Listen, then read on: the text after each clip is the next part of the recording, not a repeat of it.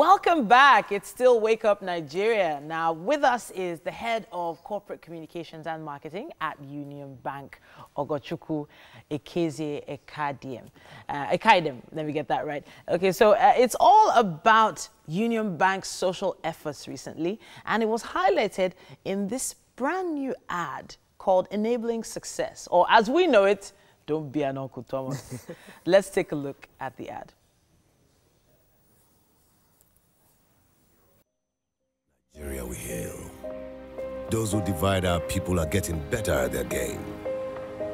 But our daily struggle to make ends meet unites us. We are united in being deceived by those we have trusted with our resources. Yet, now we did do ourselves pass. Lecturer the oppressed student them. Mr. Bank Manager no go support our common man business. Local government people are terrifying local government people. Campaign people will come and go. Grammar people will remain.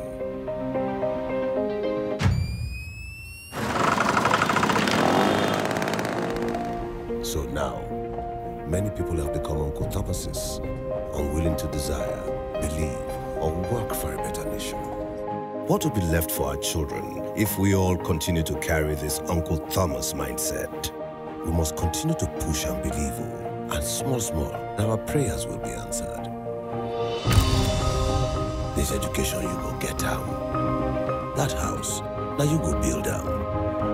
And this business, it not go spoil for your hand, because Union Bank understands what it means to push through challenges, and together we go clear every doubt when they are our way. Don't be an Uncle Thomas. Union Bank, your simpler, smarter bank.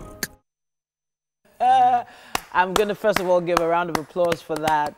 I got to watch the whole 2 minute, it's a bit over 2 minutes. 2 minutes, 30 seconds. Yeah, yes. 2 minute short film that came out, Enabling Success. Now, I would love to talk about how, you know, there are a lot of heated debates, especially in that particular ad. You went into so many different areas. So this is obviously a social cause, but let's talk about what led to this drive. So, well, I think, thank you for having us, by the way. I think for us, when we started thinking about what we wanted to say in a TV commercial, we've gone through a lot. The last 5 years for us has been about transformation and rebranding and just reintroducing Union Bank, you know, as an iconic brand in this market. And for us, when we started thinking about, you know, what we wanted to say and how we wanted to present ourselves, coming off of our 100th anniversary last year, when we made certain commitments as to what we wanted to do for our next century going forward, it was important for us to reflect, you know, what we heard our customers saying, what we were feeling as people when you talk to your neighbors or you talk to your friends, and just reflect the mood of the country. It wasn't necessarily about, you know, focusing completely on Union Bank. It was about, you know, what connects us together as a people, and what are the things that we should be thinking about, and what are the things that we should be focused on as a country, and how Union Bank can be a part of sort of, you know, getting our customers to the next level. So these are the thoughts that we had in mind when we started thinking about, okay, what should we put out there? What should we put out there? Yes. Okay, so, you know, usually an ad has some kind of call to action, you know. A lot of companies have, to me, in my view, got it wrong and said, come to our bank, we're the best. I didn't feel like you were saying that in this commercial. And, you know, I was wondering why you decided to go in that direction.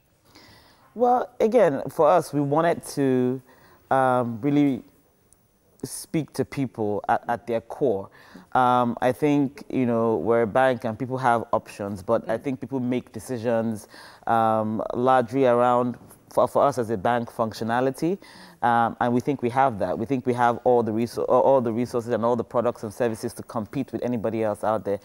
But people also make decisions on an emotional level, you know. So if you feel like your brand connects with you, understands your what you're going through, and is part of understanding what you need in life. We focused a lot in the last 2-3 years on talking to customers, understanding what they're worried about, what it is that they're trying to accomplish in their lives.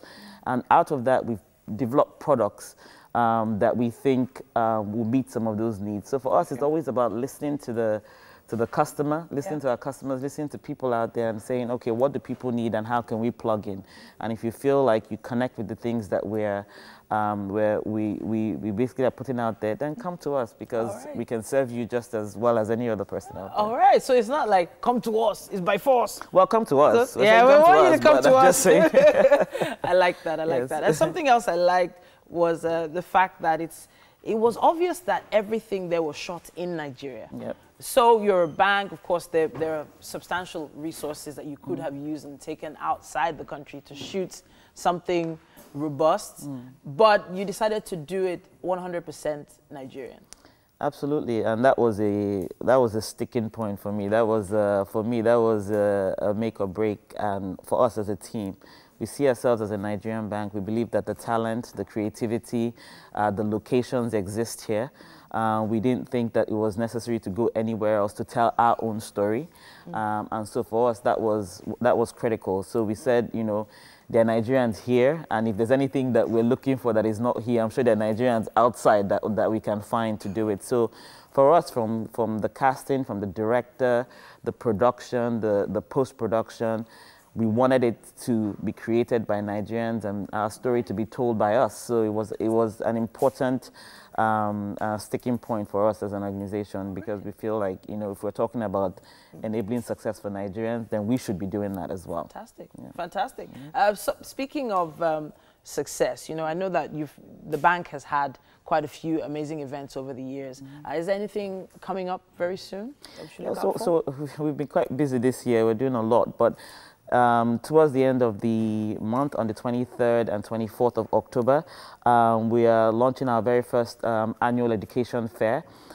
And it's a two-day education festival to bring together all the stakeholders in that sector. We've identified, obviously, the education sector as a critical sector for us. If we don't improve that, you know, there's no going forward. So for us, it's about bringing stakeholders in that sector, be it owners, school owners, potential investors, parents, and teachers to come together to basically facilitate growth, development in the sector, teacher trainings. There's lots of workshops for students, for parents, and it's going to be I have a feeling you'll come back and tell us more about who are going to be there and who else can be a part of it. But I want us to check out that ad one more time as we round off. Thank you so much for coming to the studio once again. Thank you.